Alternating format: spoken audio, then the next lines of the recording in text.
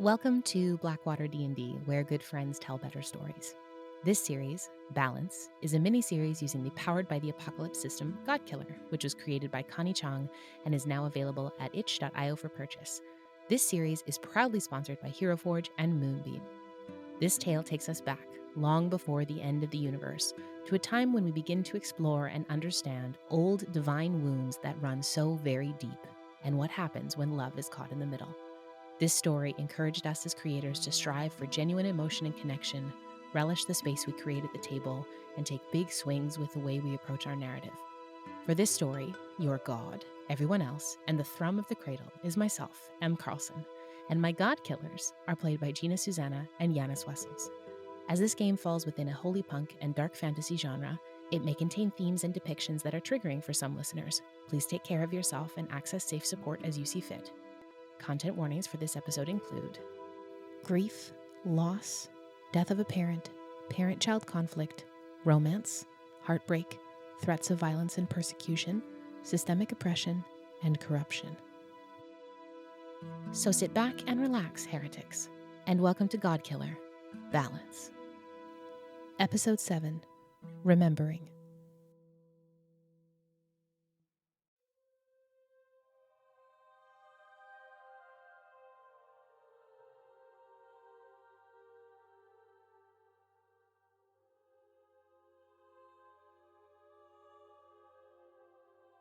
As you begin your descent down into what you assume is the alluvium, Teo's words about a trip underground echoing in your ears with the scent of petrichor and geosamin, you prepare yourselves for a feeling of claustrophobia, but it doesn't come.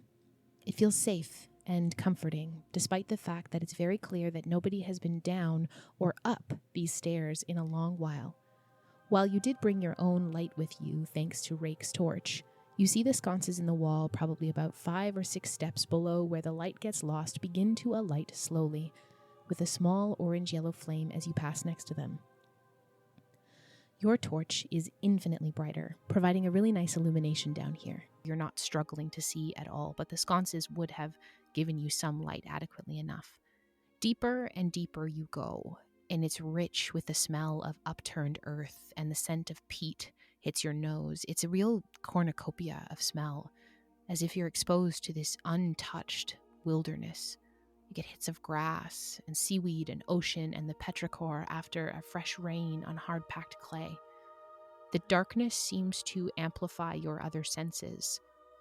If you place your hand along the wall for balance as you take each step, you'd feel gravel and hay and dust and even fragments of bone as the walls go down, down, down the further you walk.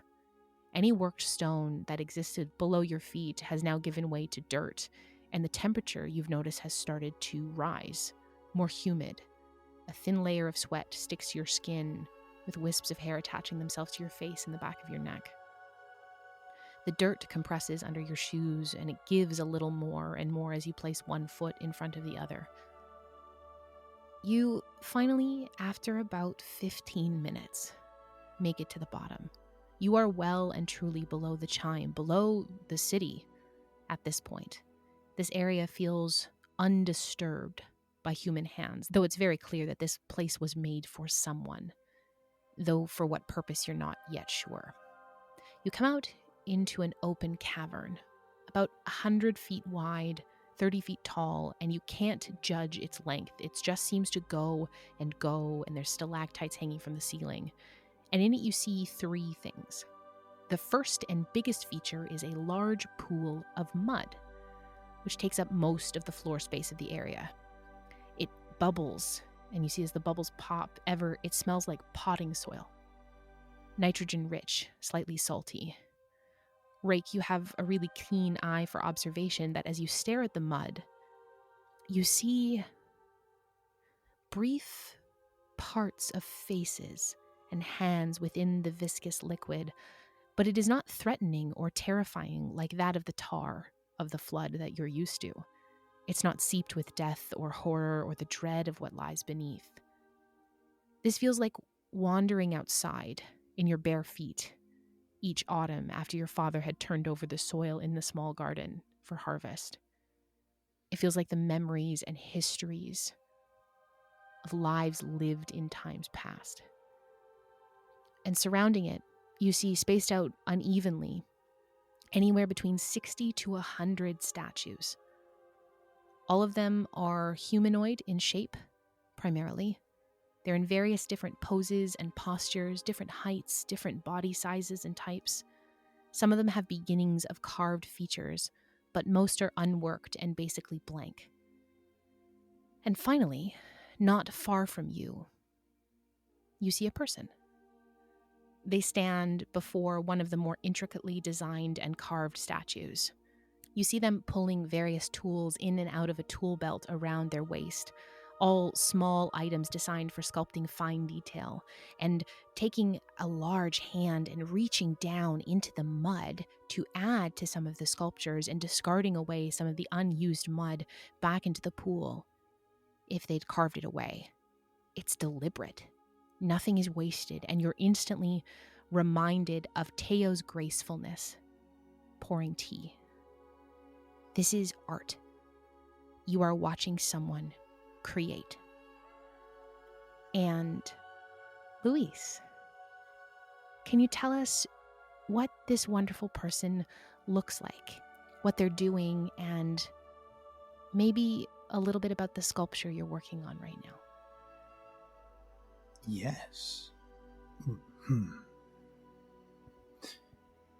What you see could be described as a dancer, almost.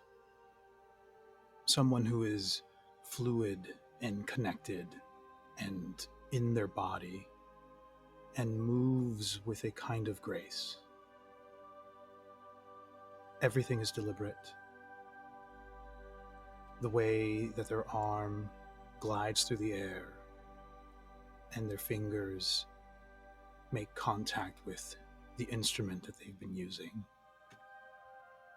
There's a gentle fluidity with how that hand with that instrument moves then through the air, makes contact with this piece of clay in humanoid form. The way this instrument lands on the cheek of this statue and gently follows the shape of this face down the cheekbone towards the jaw, carving a tiny amount of this clay away, pulling it from what is becoming a very specific and detailed face of an old man with tired eyes. It looks real, but it is just clay. And there's a pause in that movement. The hand becomes still as it floats and glides through the air. And he turns around and looks at the two of you. Is it possible that I have visitors? Or are you an illusion? Apologies for the interruption. Your work is beautiful. Oh, this is not my work. I am but an instrument, just like this. And he holds out that carving tool right before you. Come closer to me. If you have been able to find this place, then it is for some important purpose, I imagine. I glance over at Rick before I move closer.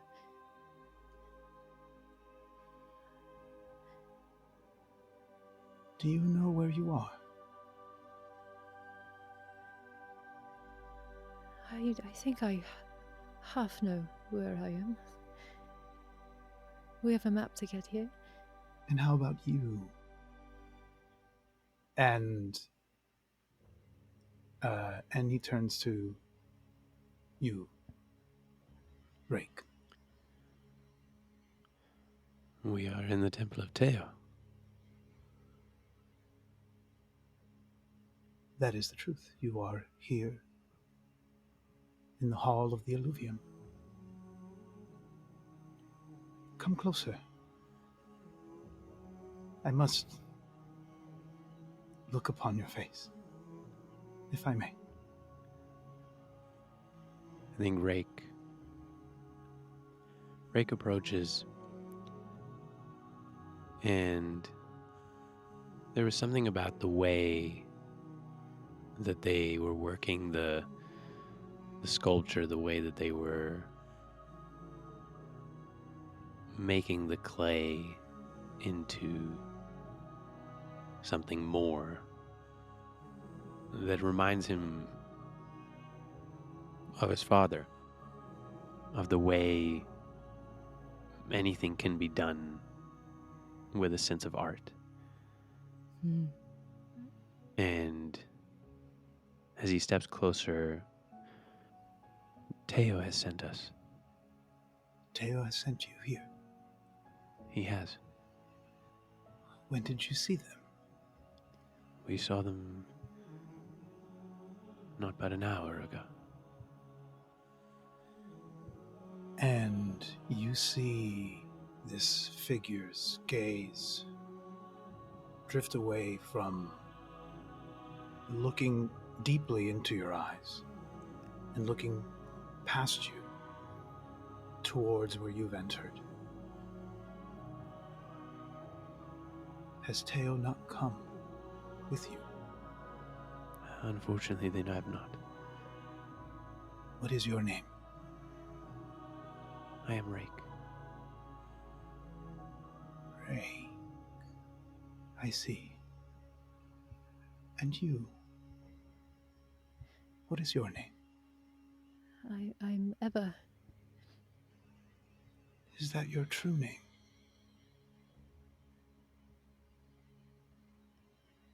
I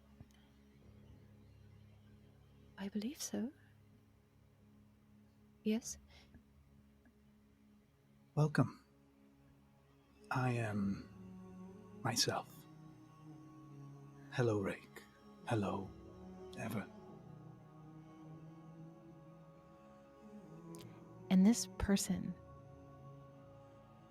as their voice echoes softly through the chamber as yours does, you do not hear anyone else down here. Your sense is myself is entirely alone. How long have you been down here by yourself? Since as far back as I can remember. How long have you been by yourself? Not as long. But neither of us are as alone anymore. There are many illusions. I thought for a second you might be one. I might still be. And myself reaches forward and traces centimeters away from your skin, starts to trace along your cheekbone down towards your jaw in almost identical movement to what you just saw myself do with the statue before you. And as you do that, myself, we're going to have you roll to recognize a god. So, when you want to recognize the signs or the influence of a god of the cradle, you're going to roll 2d6, And you're going to add 1 for each true statement. You're in or near their domain. No. You're familiar with their gospel. While you as Luis might not be, I think myself might have some idea. So I'll give you that 1. And it would be bad if you didn't know. I don't think it would be bad if you didn't know. So it's just a +1. I rolled double 3s. So 6 + 1 is 7. Okay. So on a hit, 7 to 9, the GM will give you a clear interpretation of the omens, and you may ask your GM a single follow-up question of your choosing, and I have to answer it honestly. Oh my. So, as your fingers trace around Rake's cheekbone, the angle feels sharp. And as your eyeline draws across Rake's nose, this aquiline Gallic nose, strong, hooked. An artist like yourself might call it almost avian. You see the influence of a god in the creation of this person.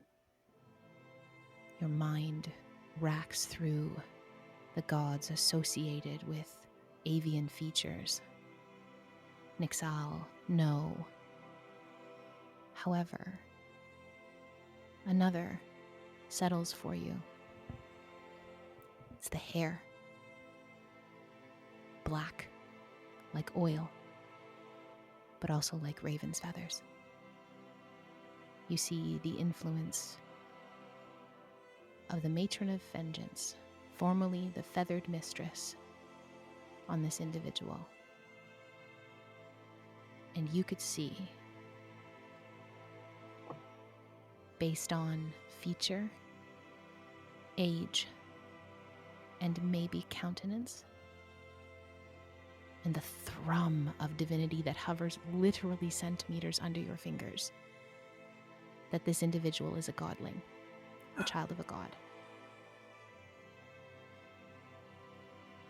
And you can ask me 1 question, and I have to answer it honestly.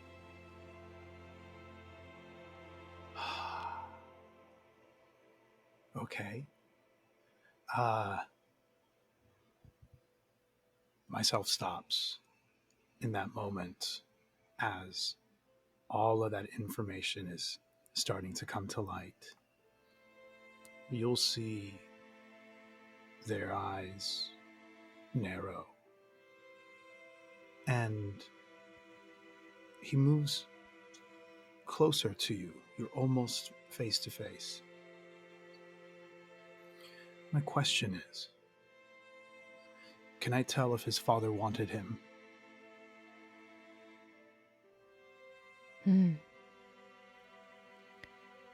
You spend so much time on the faces of the statues you carve, and you will redo something if it's not right. If a hair is out of place, if an angle is wrong, you study his face. And knowing what you know about the matron, there is no way that those small laugh lines at his eyes would be present if he was not wanted and loved by his other parent. You assume his father.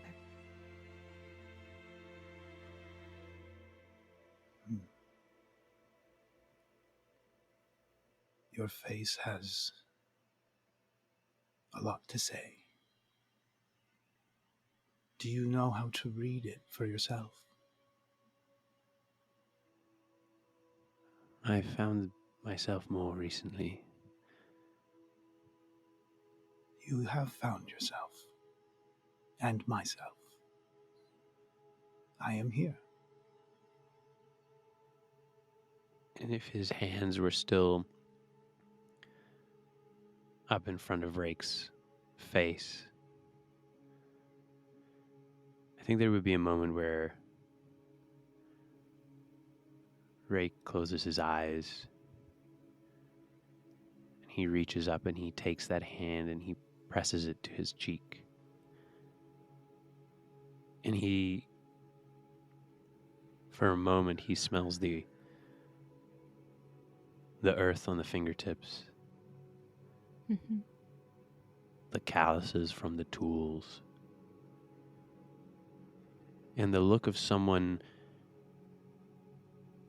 who, when they looked at his face, they knew him.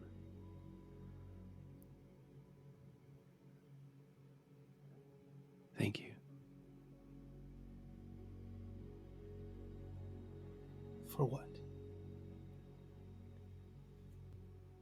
For knowing what I am and knowing that's not all I am. I know myself. And I see myself. And with that, he gently presses on your cheek one more time, and his hand leaves you. And he turns to Ever.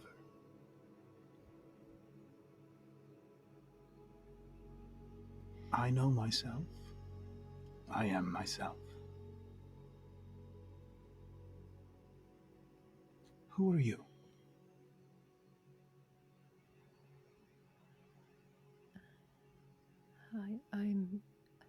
I'm Ever. Halasian. Why are you so afraid?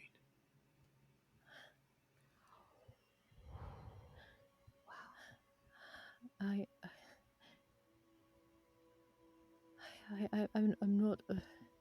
not afraid.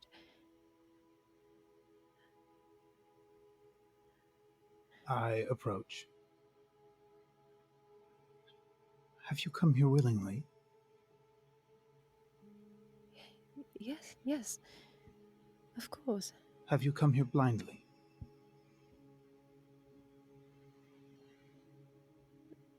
No.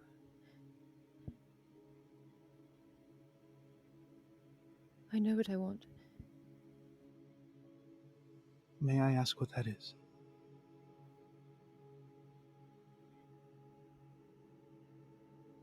You can take your time. It's okay.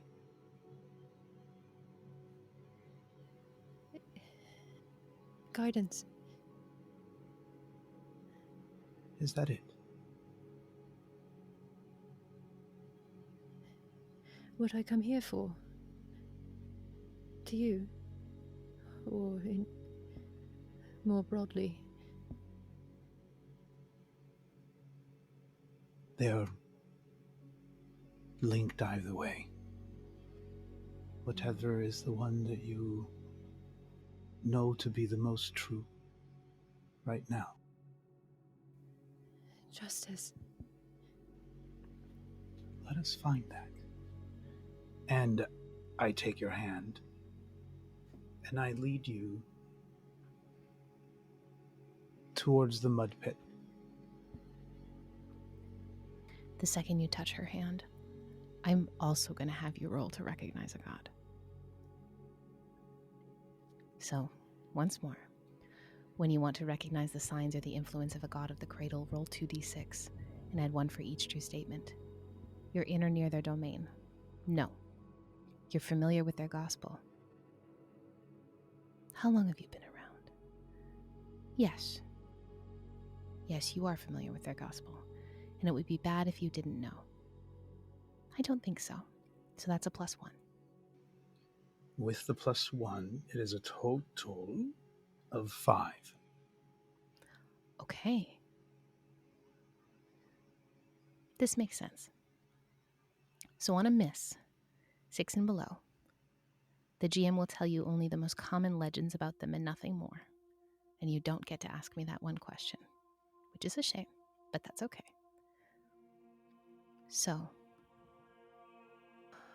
as you feel your skin touch her skin, you feel something in her, a kinship of sorts. You are mortal, myself.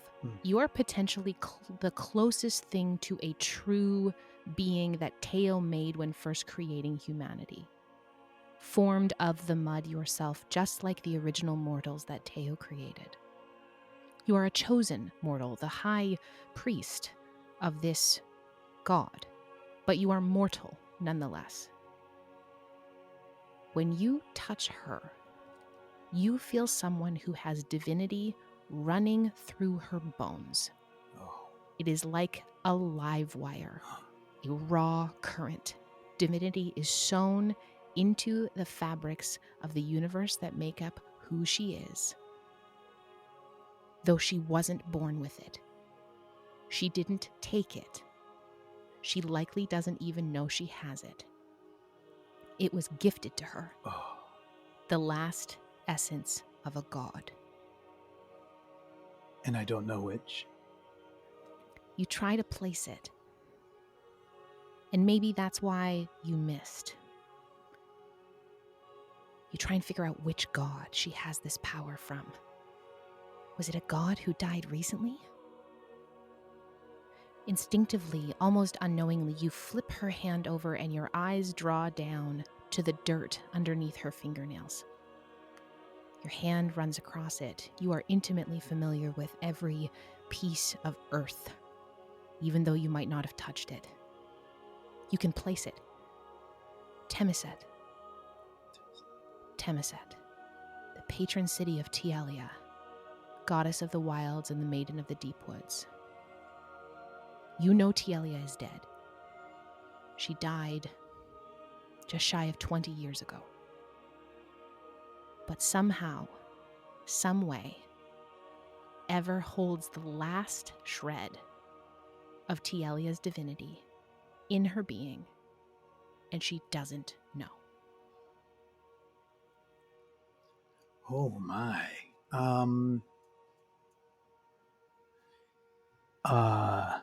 Wow.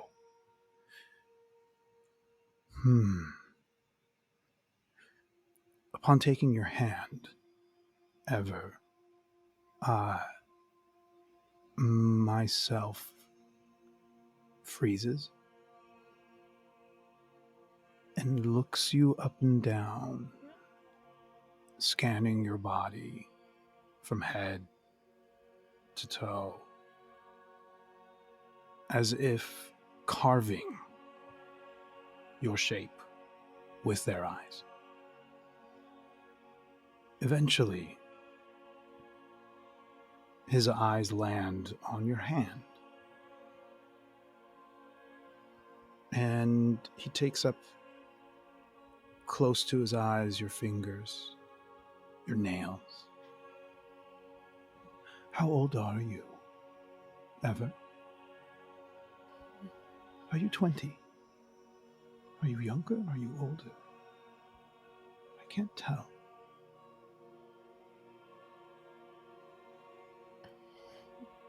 22? Is something wrong? Why are you looking at me like that? Forgive me. I don't get visitors. Just when you think you may have seen all the faces that there are to see. Surprise. There's always something new, or maybe a new rendition of something that's already been. Come look at my clay, if you will. And you see myself light up, and suddenly he looks like a 5-year-old about to go play. I think seeing myself light up, Eva instinctively smiles to match. Show me. Please. Will you come as well? And with his other hand, he reaches out to you, Rick. Of course. Upon taking both of your hands, he starts to lead you towards the edge of this mud pit. And when we get to the edge, he starts to lower himself to his knees, and you can feel him pull your arms down, inviting you to lower yourself as well. I've been here my whole life. Do you know what it is I do? Has Teo told you much about me and what I do for Teo? He has not. Oh.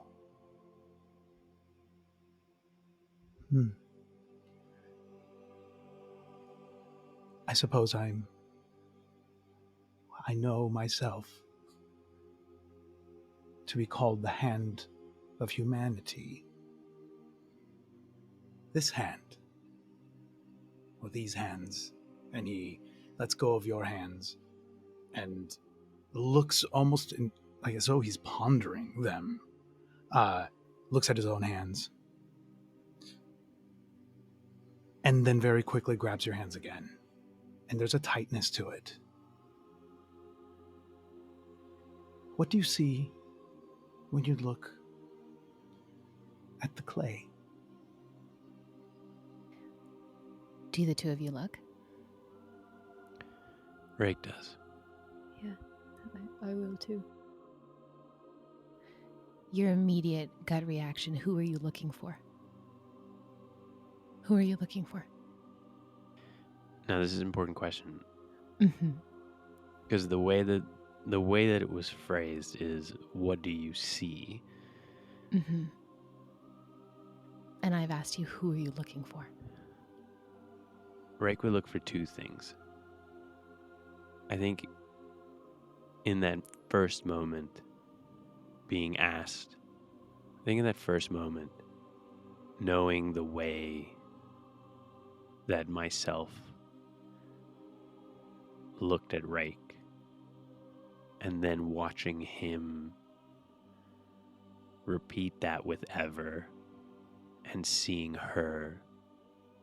And I think that way that they looked at Ever reminded him of the first time that he saw Ever. Mm-hmm. And the way that he looked at Ever the same way. You clock it immediately.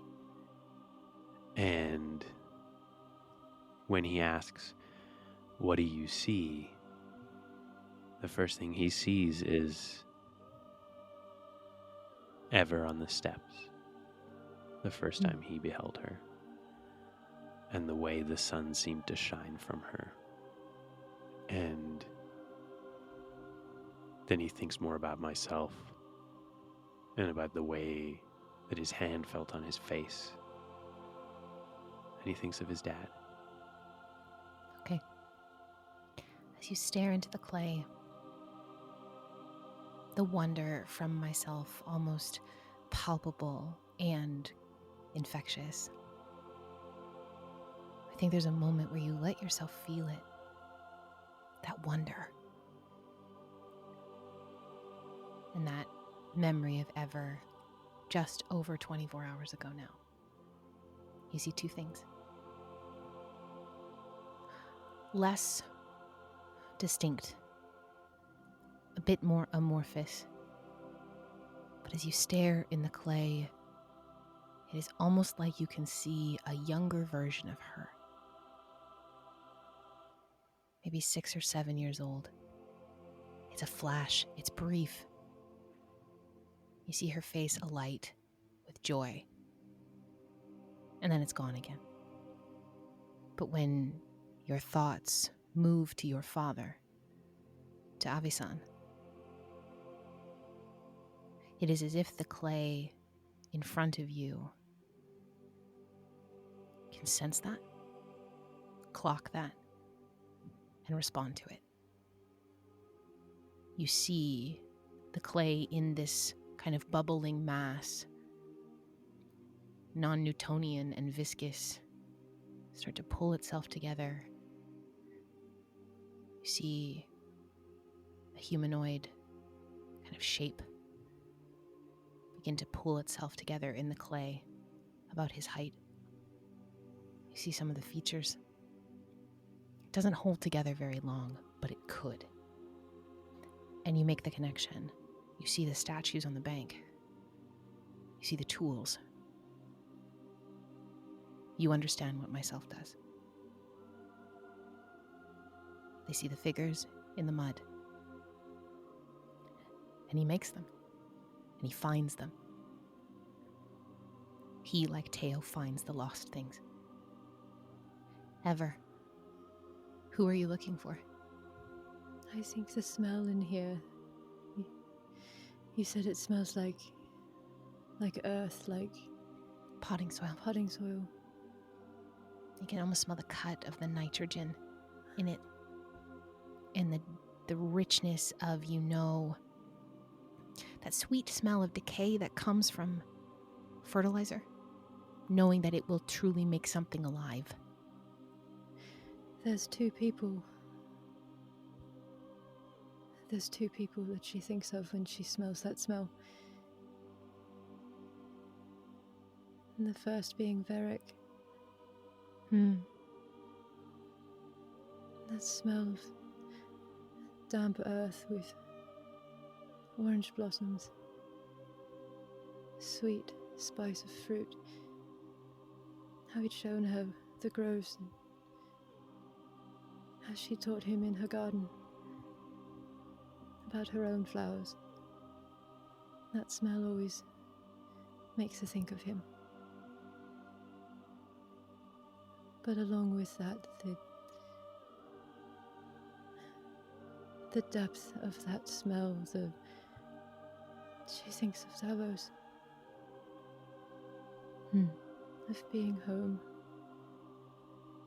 Of those nights laying in the garden looking up at the stars. After he'd fallen asleep, after so many long hours of caring for him. Laying there at night. The smell of the dew and the grass and the earth. And she thinks of him. Your mind draws to Varric first. And you see two very brief, a flash of him as an older man, probably in his 50s. You see him distinguished, looks very much like his father, who you've seen at market, but the kind eyes of his mother, and it's gone, just as quick. But Davos, it's as if you can see multiple iterations of him in the mud. You remember the man your parents left you with when you were 5 or 6, in the midst of the war. You remember as he aged too quick. You remember and you see a flash of the man that left before war, before the battle. And you see the man that came home. You don't see the Davos you saw at the end. The one sick with wasting sickness.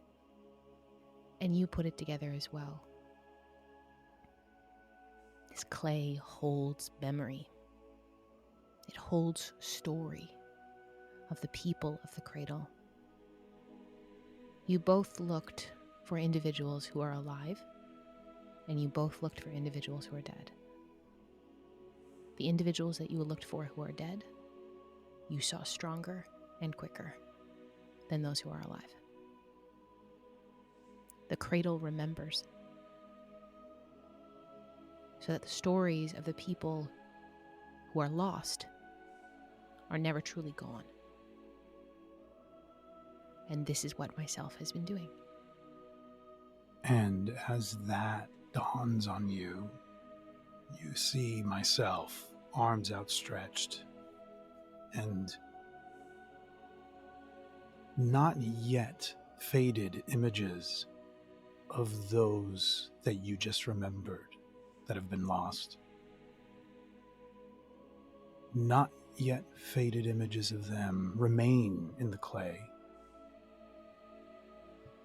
To know another is to know myself. To know myself is to know you. Have you a question for myself? You can. I'm confused. You make them? You bring them? How did they? How did he? We all come from the clay in some way. What question do you have for myself?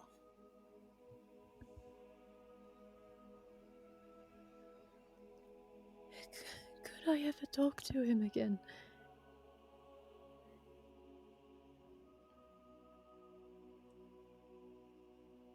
Could I ever talk to him again? As myself repeats in a whisper what you say, his gaze goes from you to the clay before you. Listen. There is breath. Perhaps there's an answer.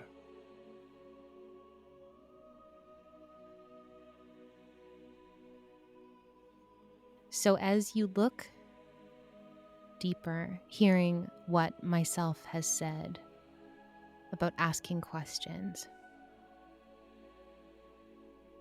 the image of Davos forms and solidifies in your mind, and you see the clay as it is become malleable to that.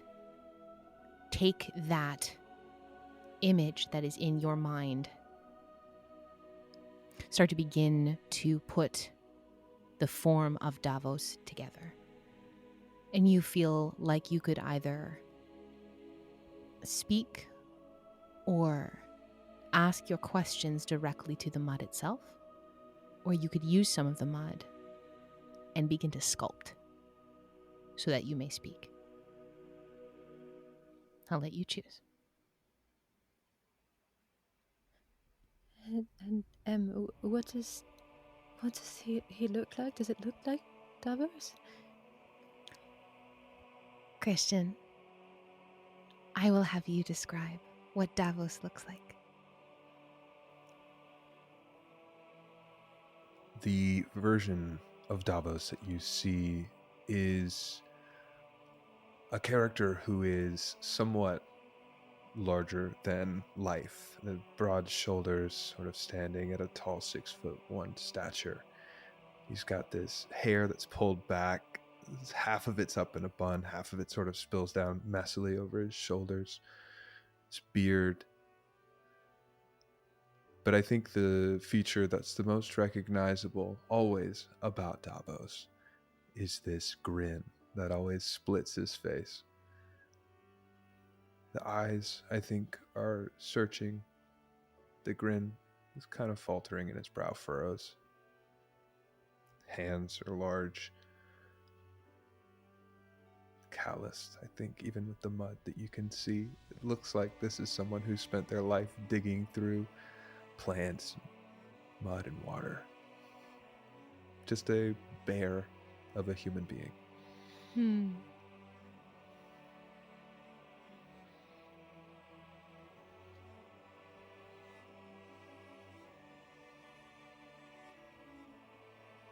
Is it really you?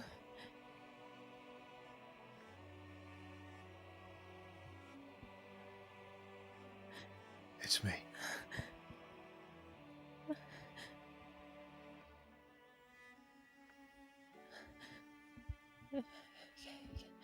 Can I move to him? Would Well, it's up to you. Have you just spoken into the mud, or are you beginning to craft him? My sense is you're just speaking into the mud at this point. so he's half formed. Yeah. It would take you more time to form him fully. But you recognize the voice anywhere. It's not a trick, an illusion. It's real.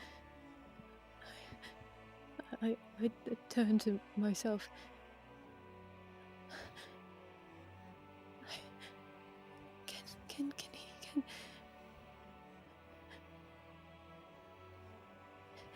Can you make him like? And I point in the direction of the statues. Can I? Is it possible? How do I? I reach out towards whatever little bit of clay started responding. Mm-hmm. And I dip my hand into the mud pit nearest the part of the mud that's nearest that part of the clay. Mm-hmm. Scoop out some clay. And I start to walk towards one of the unfinished statues. Mm-hmm. Is this what you want?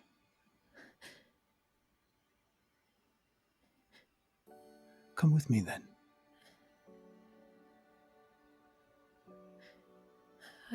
I follow. And I walk through the statues until I stop at one. Ah, this is who you've been all along. And I will take the mud in my hand and rub it on what will become the face Mm-hmm. of this statue. With the little bit of mud that's still on my hand, I return to you, Ever. And I take your hand and I rub the mud on my hand onto yours.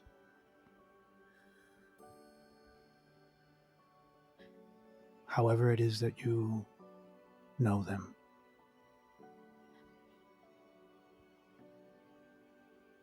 That is for you to create. Thank you. And I start to smooth his face. Mm-hmm. My thumb across his brow, smoothing the places where back when he was so sick, where I would wipe the sweat from it, across his cheekbone, over where the stubble of his cheek always was. And I think, Ever, you lose yourself for like 15, 20 minutes. The time just passes.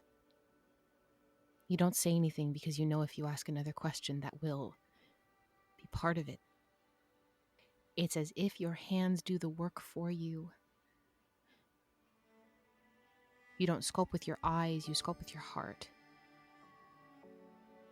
You don't create from here. You create from something much deeper. And almost in a blink, you have a very, very close depiction of that Davos. And as your hand leaves, maybe I'll have myself tell us what happens or what the process is like for when you're done sculpting and you're ready to talk. What does that look like? There is a kind of knowing, a stillness, an intake of breath, and a deep breath that, upon exhaling, the statue in that moment comes alive and exhales with me. And the greeting, always the same. As the statue before you ever exhales in unison with myself, the words from myself come forth, which are a greeting towards that statue that is now exhaled. I say, hello, myself. It is good to meet you.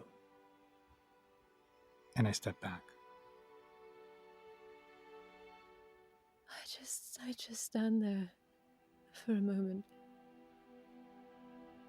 looking at him. It's been since I saw him like this. It's been so long. Maybe a decade. I look back to myself. If I touch him, will it ruin anything?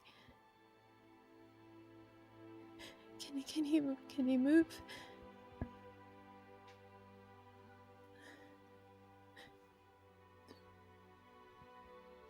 If he wants to.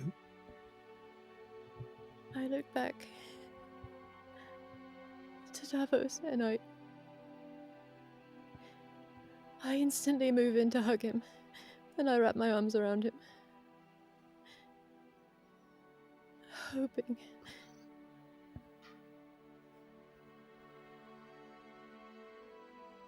I think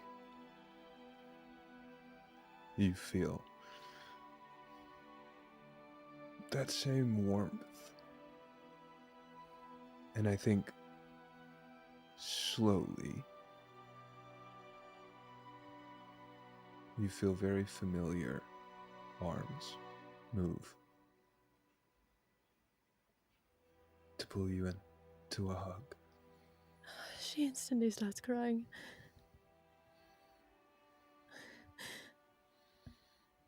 I've missed you so much.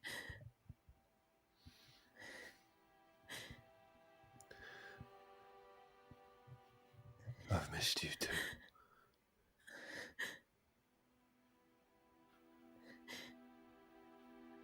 I've missed you too. Can you ever forgive me? Why should I need to forgive you? I couldn't. I was so close. I'm so sorry.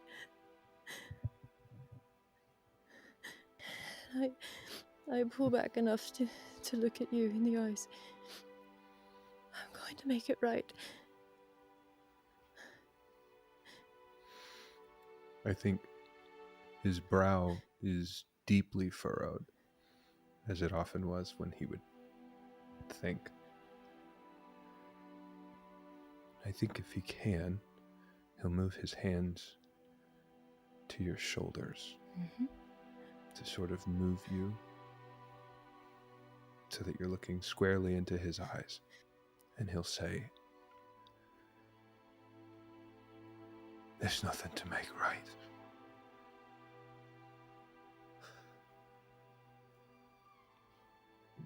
That's what life is. Things happen, and then you move on. The only thing I'd ever want you to be sorry for is if you stopped living, ever. How am I supposed to move on without you?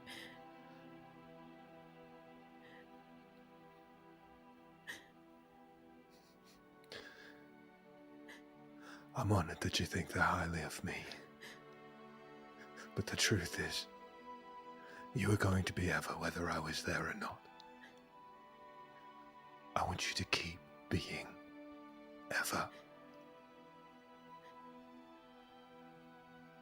Do you hear me?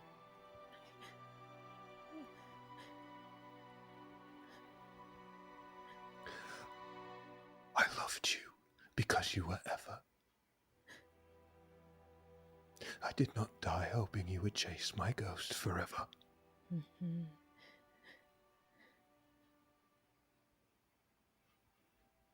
I'm gone. And that's okay.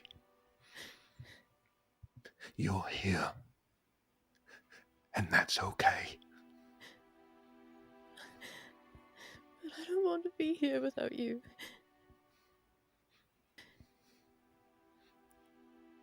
I called you Evergreen. I still think of you that way.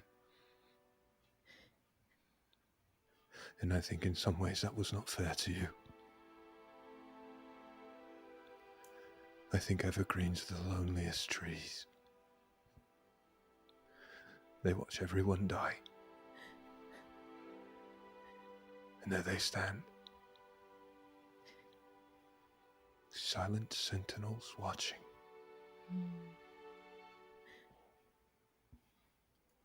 But I did not love you because I thought you could watch over my body. I loved you because you were always moving. You always had something you were chasing. And it grieved me that you were chasing something to heal me, but it was something you were chasing. I want you to chase something for you, Ever. You have so much to offer and so much to explore, and if you keep chasing me, you'll never find it. What if I don't know how to let you go?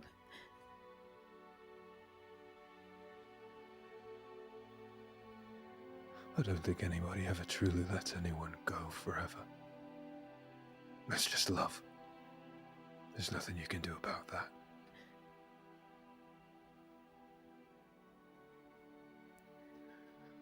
But take me with you. Somewhere new.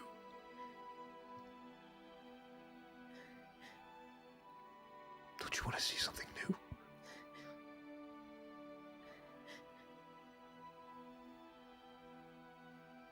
Yes. You were wild, Ever. Like I was wild. And there's so much to explore. You wouldn't believe. Take me with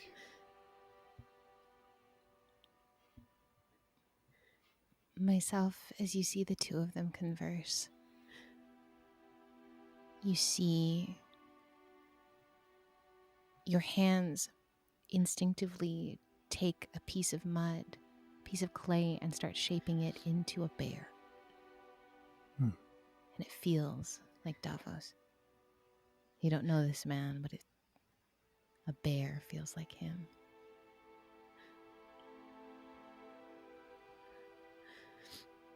I shape like a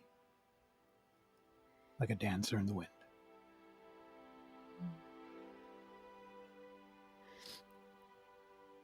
I think I hug him again.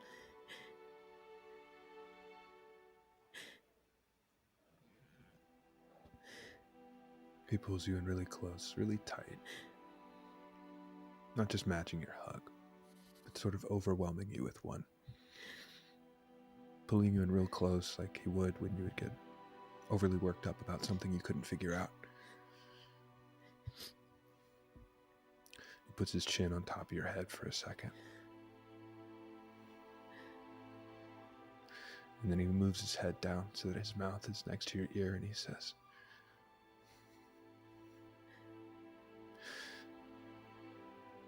"The wilds don't build monuments. Why would you make yourself into one?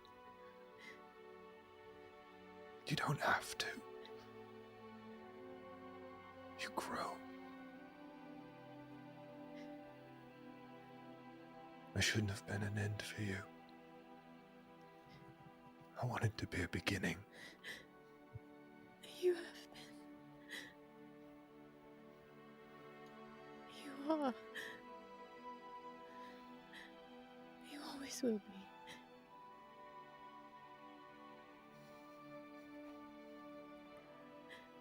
You see them. I think myself would notice this probably before Ever does. You see the mud, the shape of the statue start to begin to loosen.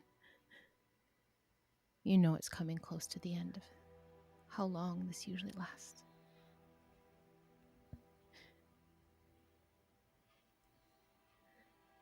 It's not meant to last forever.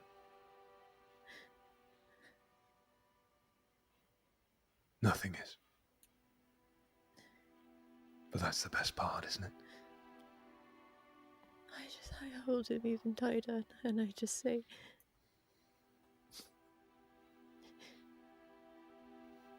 can you feel how much I love you?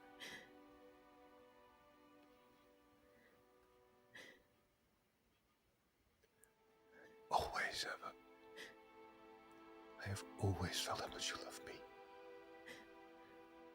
There was not a moment that went by in my life that I did not know how much you loved me.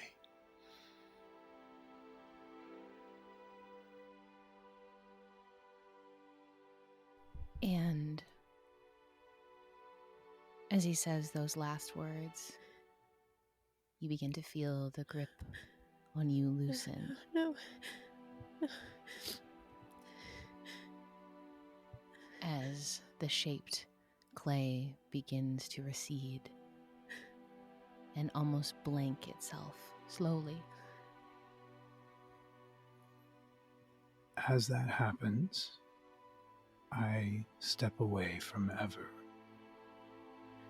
and what I absorbed, and turn to Rake. I think through all of this, Rake has just been watching. And he sits still at the side of the mud pool.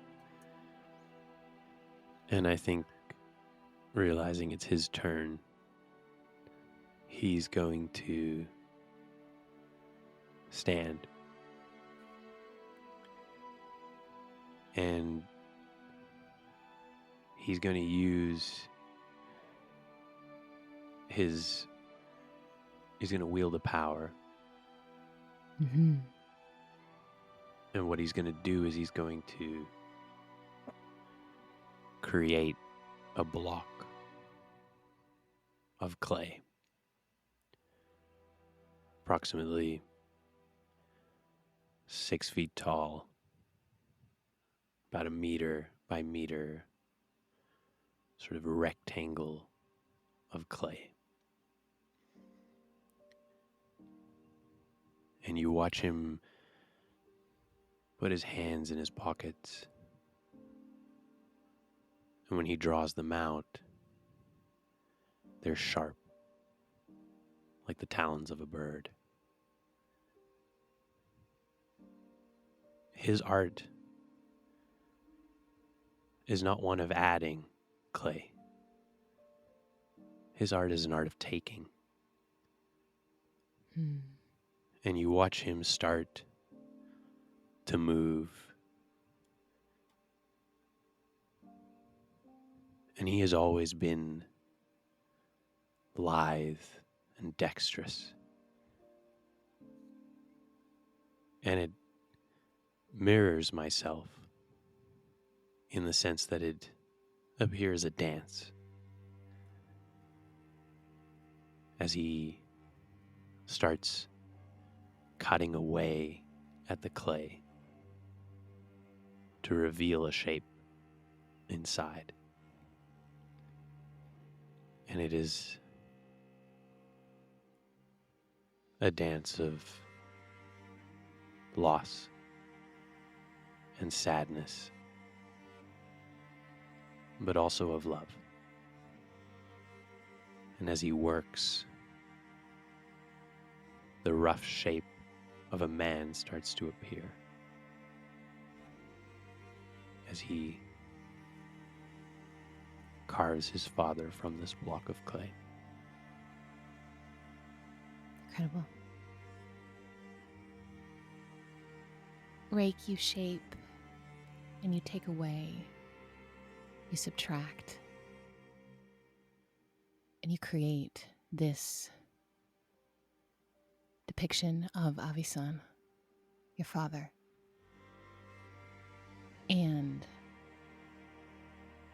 you see the same thing happen that happened with Ever. A breath feels held. And you know myself is part of this process. So I'll let you tell us how you include them in this. I think once the carving is done, I step aside and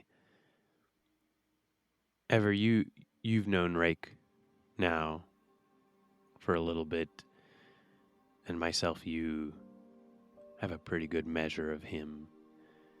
And you see someone who, there's a shyness about him. He was very different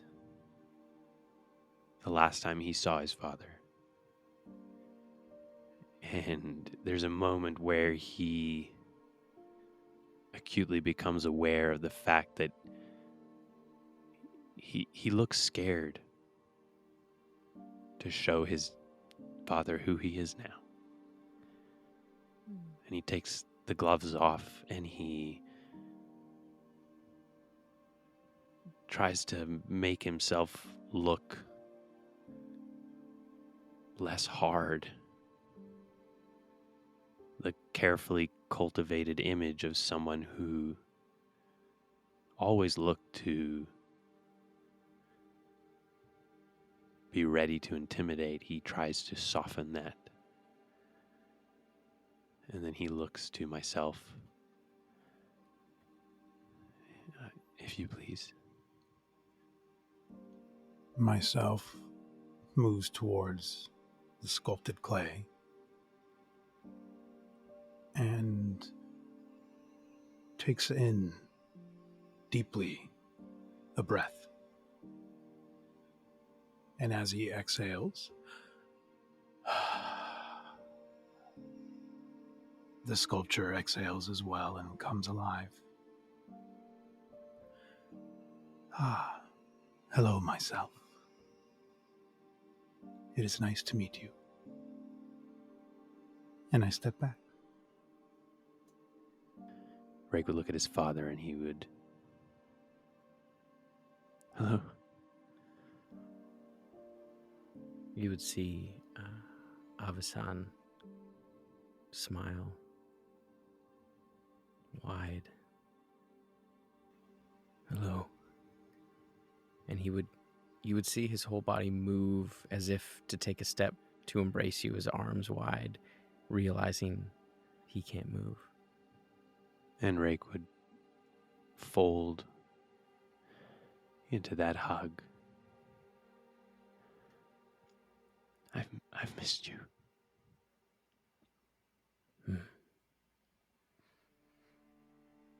I have missed you too. There's a lot more of you to hug than I remember.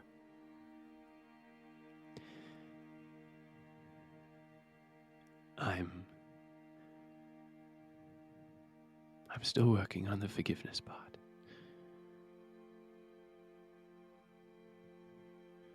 We all are. It's all right. Don't be so hard on yourself.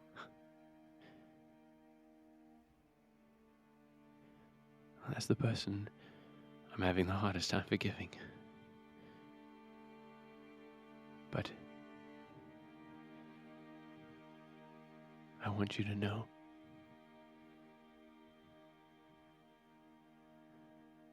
I found something real.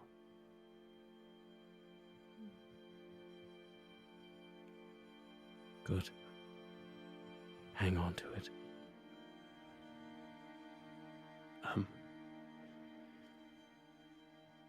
Actually, if it's all right, and he would turn and look to Ever. Father, this is Ever. Hello. I would look up from where I'm sitting, having watched all of this. Hello. It's lovely to meet you. I've heard a lot about you. You've caught me at a disadvantage. This is the first I'm hearing of you. But I can imagine it's not every day you introduce someone to their dead father. Ever has been helping me. And we're going to try and make sure that Mother can't hurt anyone else.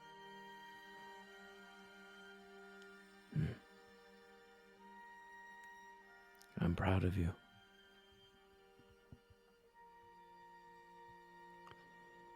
You found something real. Maybe the most real thing there is. Love. And I think you would see Rake blush and then quieter in a sort of a hopes not to be overheard. She was a sunrise on a long night. She allowed me to dream again. And she's like me. She's too much.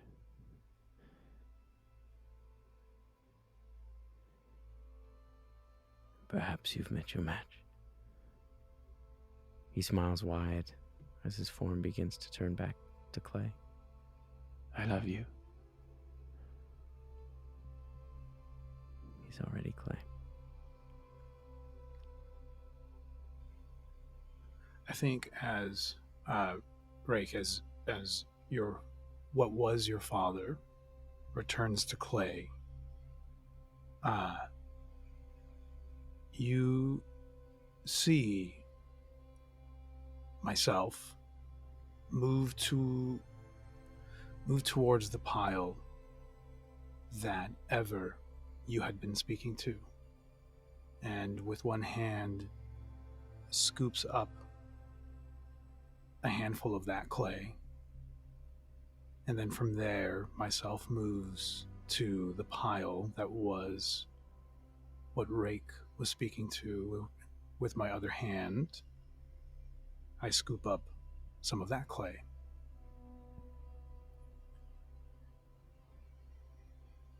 And now back to the mud. Come with me. And I start to move towards the edge of the mud pit. And Rake follows. So do I. I wondered why you were sent here. But sometimes when you think of the reason for something, you realize that you've always known the why. You've come here to get to know myself. Yourself. To know another is to know myself. To know myself is to know you. And with that, he takes the clay that's in each hand and he brings them together and mashes the clay of what was each of your fathers and creates one mound. We all come from the same thing. And there are no accidents. There are no mistakes. And gently, that now singular mound is put back into the mud pool.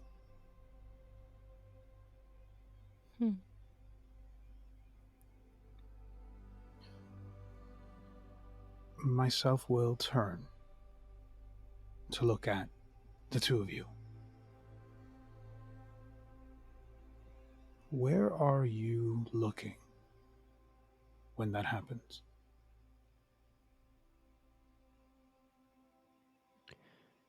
I think Rake is looking at your hands.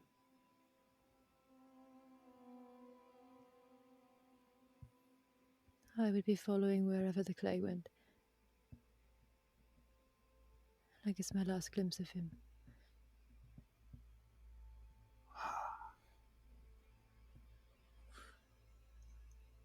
Myself moves towards the two of you and takes your hands. Of course, that's why. You're stuck in the past. And he takes your hands and places them in each other's.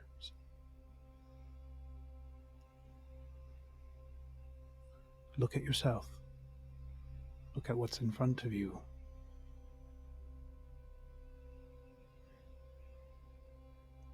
At some point, sometime, in another place, you were dust, mud, clay, waiting to be shaped. The answers you seek, you already know somewhere inside. Some of them. Others, well, they're hiding in plain sight right in front of you. In what, through some illusory trick, makes you believe is someone separate from you. Thank you for letting me get to know myself a little bit more through you.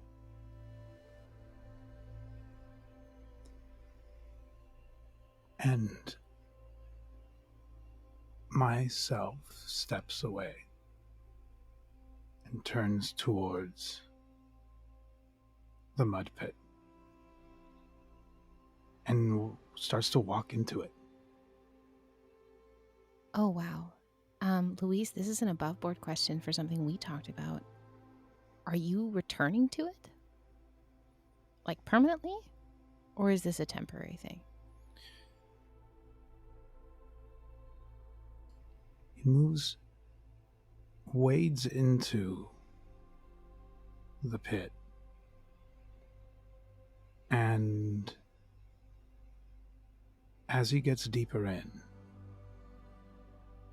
it almost looks like his flesh begins to turn to clay. And when he gets about waist deep, he stops. And he turns around and he looks at Ever. Were you not coming? Ah, right. Not yet. And then he stands still in the mud pit, waist deep, looking down, and doesn't say or do anything else. I think Rake would call out, sensing that there's some sort of finality to what they're doing. And Rake would, myself, before you go, you notice his head that was looking down looks up, even though it's still turned away from you. There is a noticeable movement. Teo chose well.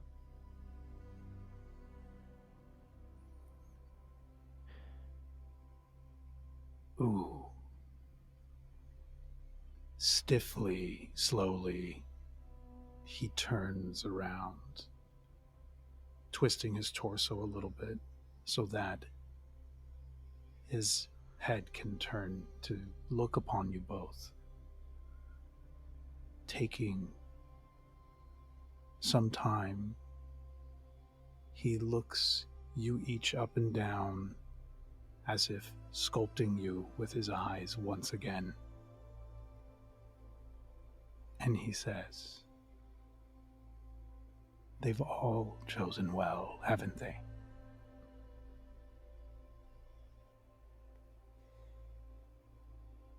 And he turns back. And Rake would, his hand still in Ever's,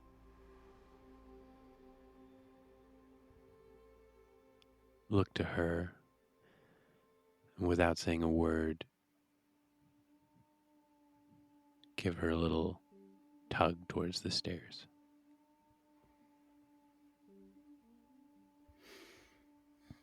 I'll glance down at our hands, and then up at Rake. With this growing look of confusion at what myself had just said. Am I coming with? And I look back to him, and I call out, "Then when?"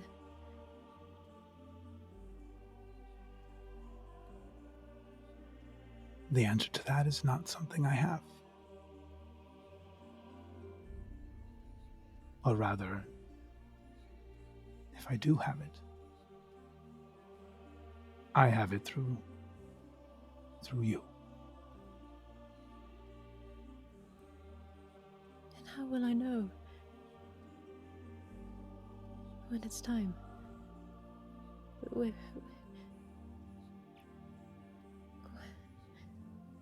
am I going? There's no response.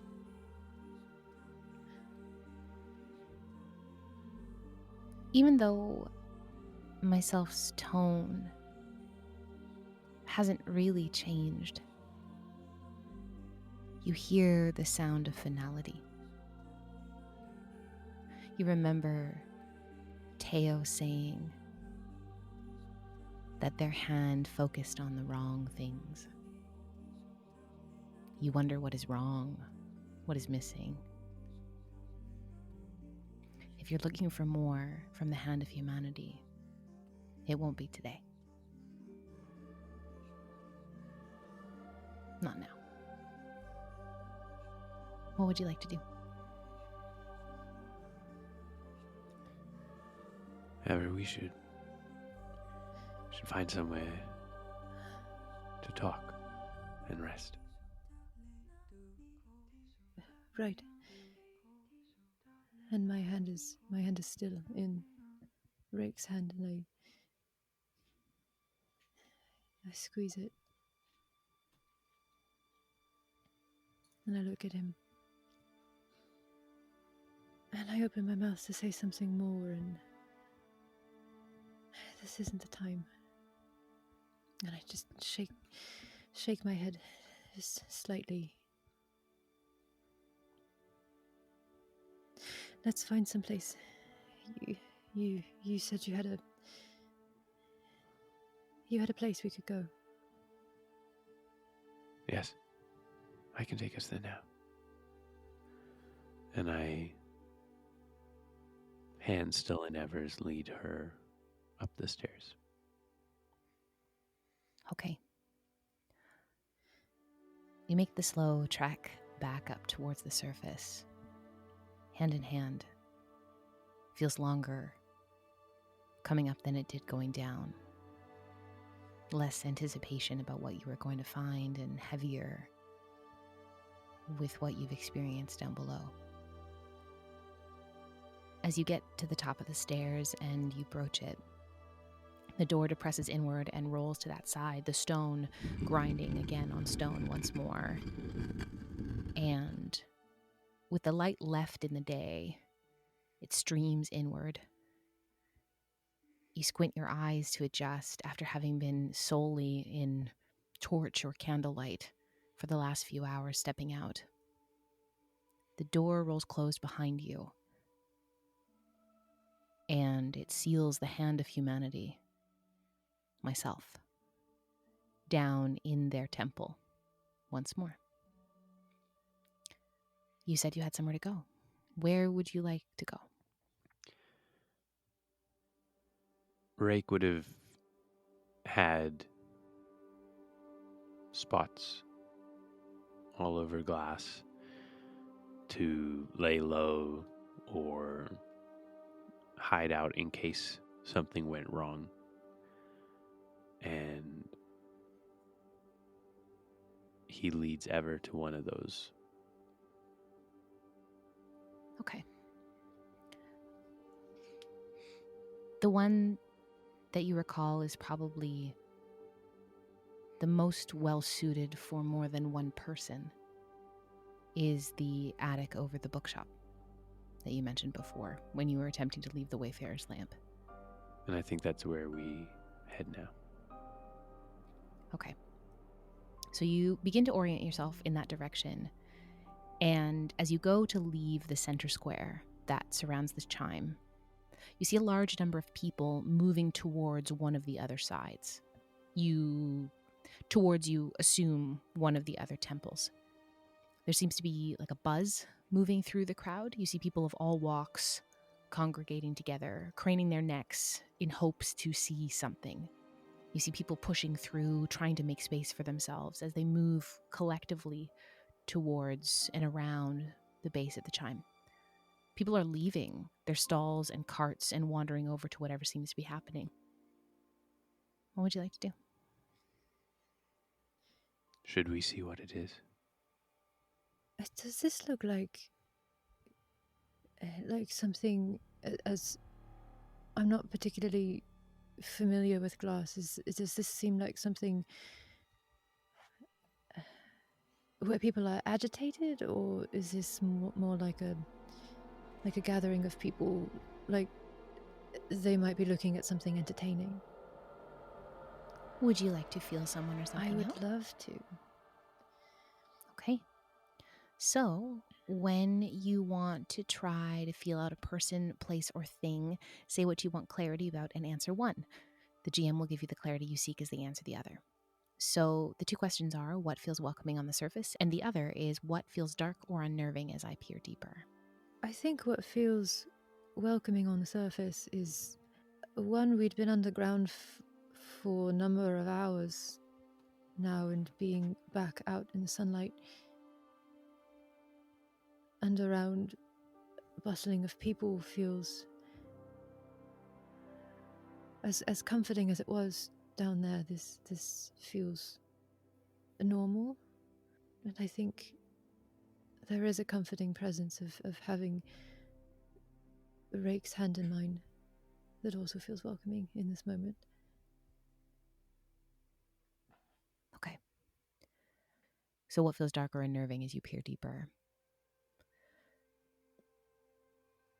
even just simply by moving in the direction that you were already planning to go, you find your eyes drifting in that direction, trying to get a sense of what is going on within this crowd. And you see that there is a semicircle of guards that are creating a space in front of Ninth's Shadow, which is the temple to Ashmedai. There is a small stone table that has been set up with a bowl and some materials. And the buzz in the crowd is growing, and the guard seem to be filling in. This crowd is waiting for something to occur. They've seen movement from an otherwise quiet and very imposing temple. And now there's guards and a ceremonial table. I think if I see those, are they the same glass guards like the ones we saw and the ones we encountered in the lamp? You see that these ones are not parading as glass guards. These are guards and soldiers of Ashmedai. Oh. You assume now, putting that together, that those back at the Wayfarer's lamp were guards of Ashmedai wearing glass guard armor. Right. Instinctively, I think I let go of Rake's hand for the moment to pull my shawl up over my head like I had it before, to cover my hair, to hide my face just a little bit. I think we should keep moving. Rake, glancing over at the things laid out on the table. Mm-hmm. I'd like to use a move. Yeah. What move would you like to use? I'd like to feel someone or something out as well. Okay.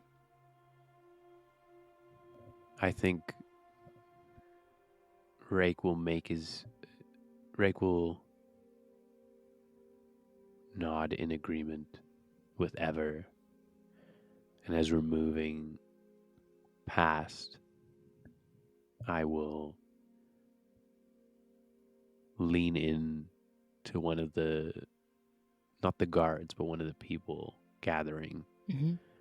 And I will like to use a renown move. Okay.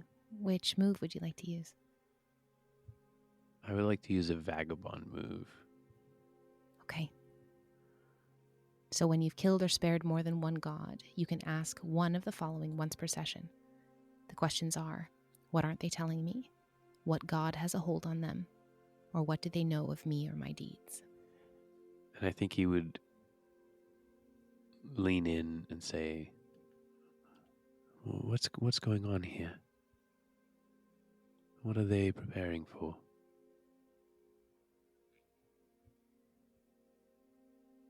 And which question would you like that to fall under? Well, based on their answer, I would like to press them for what they're not telling me. Okay. So you see this middle-aged woman. She looks to have been selling linens at a cart in the market square, and she's come over with one of the other employees tending the stall. All of a sudden, the guards came out and they said that they needed to clear a space because the Lord Kershal was going to come out, and there was going to be something happen in the square, and it was going to be an excellent display for everyone to see, and they wanted people around to come watch. So, it was the high time that we got to see something interesting happening from them. They never come out and do anything. And you don't know what they're going to do. No, they didn't say anything. We're just, when the holy folk do magic, it's really exciting. And, everything is peaceful and glass is here and ready. It's when they do something that shows us how they're still connected to the divine, it's just really wonderful. And we don't get to see a lot of this stuff every day. I just sell linens at a cart. Are you going to come over and come see? And I would like to use my move. What aren't they telling me?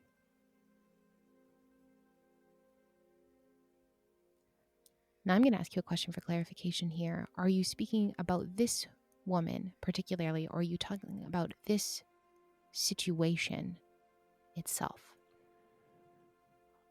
Because you get the sense she's being truthful. For me, it was more the invite that she extended to me felt very targeted.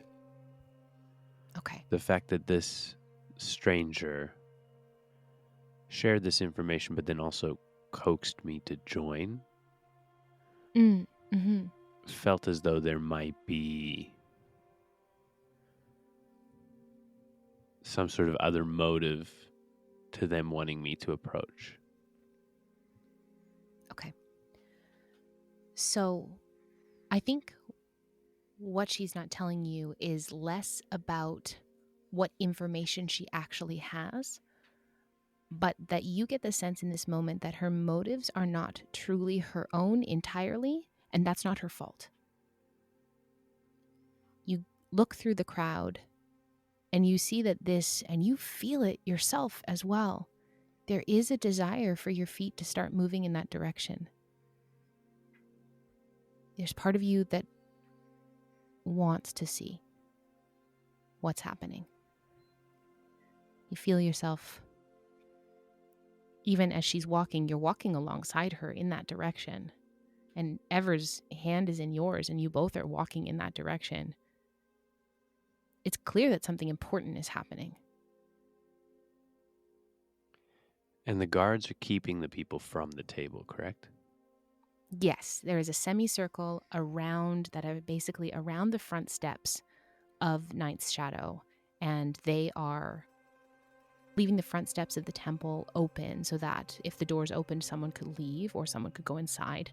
But the crowd is kept back, and there is a table at the center. And as you move over a little bit more with this woman, she's kind of chattering away about, the things she's seen coming from the temples themselves.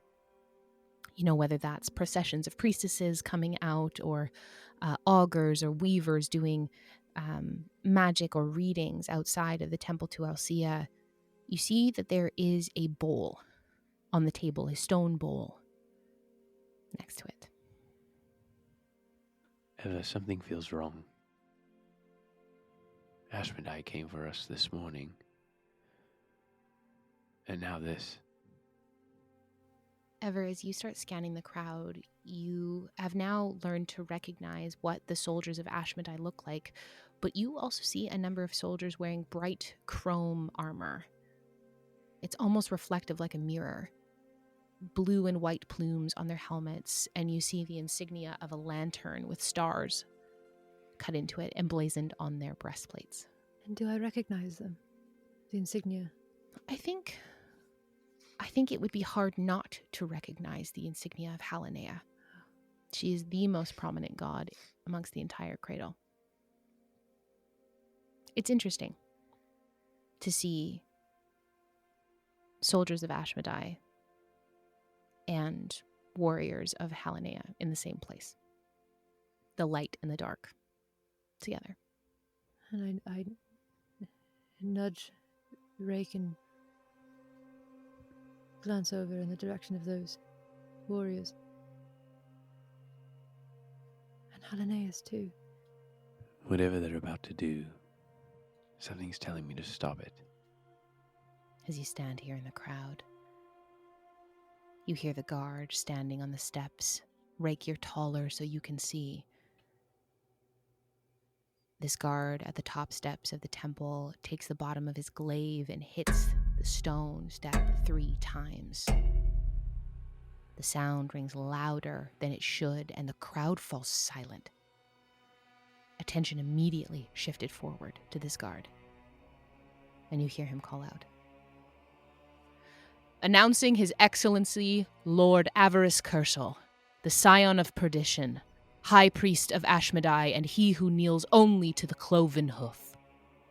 The guards, who are semicircled and seem to be keeping the crowd sort of barriered from this space, kneel in deference and submission immediately as the door swings open. Dark smoke rolls out first, heavy and pooling down the steps one at a time as you watch a figure emerge from the inside. You see a tall, broad man in full plate, dark gunmetal with red accents. You see a crest in the center of the breastplate that is a flaming crown, this time over a large garnet stone that looks like it's alight from the inside. Affixed at his hip, expecting to see a sword, you see a piece of curved, it looks like horn of some kind. It's curved, moving from a wide, blunted base to an extremely fine, pointed tip. There is no handle to it. And this is where the smoke is emanating from, this horn that he carries with him. It pours from it like a running faucet. The smell now permeates this area, heady and thick, and it makes your head swim for a moment. It makes you drowsy, and you feel the urge to continue watching the display. Like you're supposed to be here, amongst this crowd, supposed to witness what will happen next. The figure strides down towards the steps, and his features seem obscured to you, as if the smoke may be encircling him as well, though through it you catch sharp eyes set within a face that carries the air of calculation, condescension, and cunning. A small smirk pulls at the corner of his mouth. This delights him. This is the man who sent the guards after you. The man whose orders threatened your safety while you were sleeping. The man who almost outright had a Eutocius murdered in front of you, in broad daylight. He walks forward to the table, and as he walks, you hear the sound of low chanting begin from the guards, as more of that smoke pours out from the temple hanging within this boundaried area. The crowd begins to seem to sway slightly back and forth as you hear the high priest pick up this chanting, join in with it. It begins to swell, and you see him take out a small piece of fabric and open it, laying it in the bowl. You see within the cloth a black feather and a hair ribbon. Ever your hand instinctually grabs to the braid in your hair. It's missing. The chanting gets louder and louder. And as he places his hands on the side of the bowl, he closes his eyes, seems to concentrate, and you begin to hear laughter. What would you like to do? As the chanting is happening, I think there's a moment of realization to Rake of what is going on. And he hands Ever the map. He looks at her. I can buy us some time, but you need to go. You can use the map. You can find me. No, I'm not leaving you. What are you going to do? He smiles. I'm not leaving you. I'll be right behind you.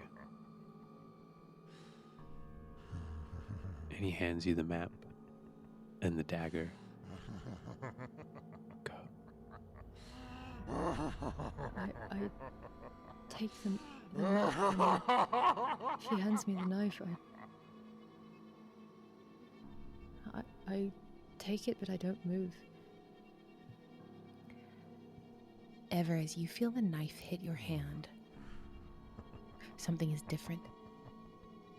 You have felt your power grow and grow, and there's something that I don't think fully clocks for you, but resonates. Myself saw something in you that you cannot yet see. The feeling grows and grows every time you touch this blade. And you feel it. And simultaneously, this happens as that laughter continues.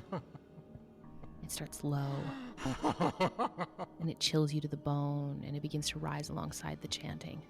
rippling through the crowd. You see the Scion look up and open his mouth to begin to speak. But before he does speak, what would you like to do? Because if he kicks this off, I'm kicking it off.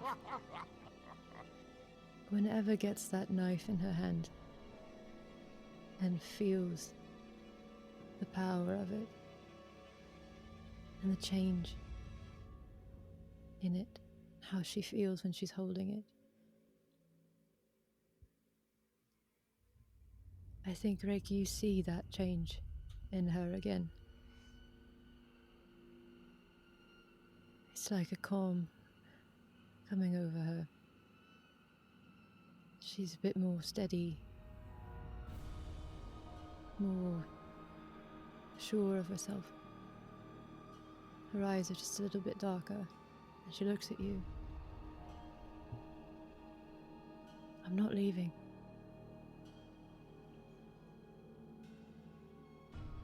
And he smiles at you. All right. Then best you get ready to fight. And he slowly starts backing away from you towards the steps.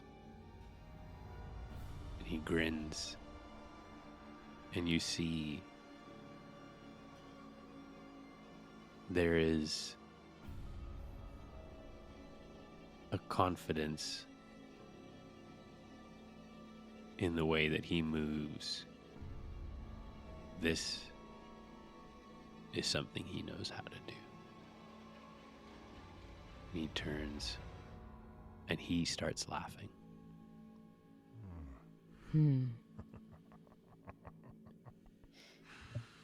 As you laugh, Rake, it ripples out from you, almost infectious, contagious through the crowd, this crowd chanting and now laughing with you, that low, rumbly laughter rippling around you, encircling you, heavy and thick like the smoke that lies on the ground. The Scion raises his voice, almost in a fervor above the chanting. Though darkness conceals them, let his flame alight up from below, piercing high heavens. Let it pour, and let us end this. You see the bowl ignite. A plume of smoke and ash immediately swirls up into a column towards the skies above, at a lightning speed. The bowl and the table are now fully beginning to catch a flame as the Scion steps back, and he turns his eyes upward. The plume goes higher and higher as you see it touch the clouds above. That laughter rings out once more as a crack of thunder tears through. The chanting immediately ceases, and it begins to rain. The droplets start small, and then it is as if the sky lets loose. You see the rain start hitting the crowd, and those have come out of that trance-like state as they begin to scatter. You hear the Scion yell once more. Follow the trail! Find them and bring them to me! And it's then that you smell the sulfur, and you feel a burning as the rain hits your skin. An acidic rain that touches your skin, and there is a palpable pain. Nobody else seems to be feeling this. Nobody else is exclaiming. There is nobody else who is showing any noticeable signs of pain. You each take one strain. What would you like to do?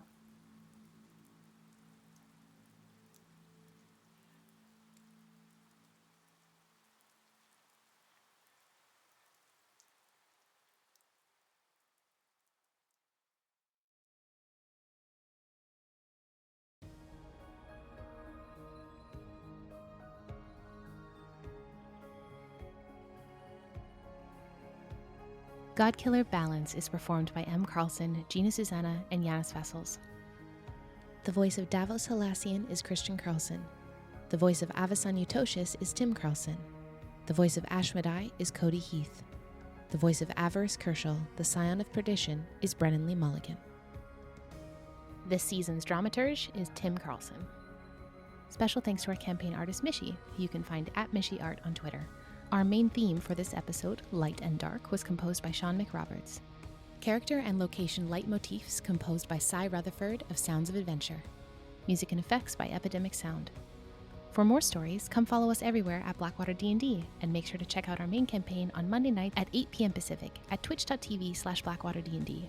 To play your own campaign of Godkiller and dive into your own divinity, go support Godkiller by purchasing the Ashcan on itch.io today, with the print version published soon by Evil Hat Productions. This show is made possible by our sponsors who graciously support us playing pretend and having feelings about it. We are grateful to be sponsored by Hero Forge, who offer fully customizable miniatures made with their online 3D character creator. Head on over to design your own Godkiller and get them printed in a wide variety of materials, including color printing options. With new content added each week, check out www.heroforge.com to start bringing your characters to life. This show is also proudly sponsored by Moonbeam, a better and safer way to stream. Dive into realms for vibrant community hubs where creators keep 100% of what they earn while protected by Pixis, a revolutionary moderation tool that learns and adapts to your boundaries. So check them out and join Moonbeam today. Finally, we're thankful to our patrons for joining us on our second journey through the cradle. You too can come join us on Patreon, where you can check out behind-the-scenes info, our Talkback Show Chatwater, as well as exclusive Godkiller bonus content and so much more. Head on over to patreon.com/BlackwaterD&D for all the details. See you next time, heretics, and to all the gods out there, be safe.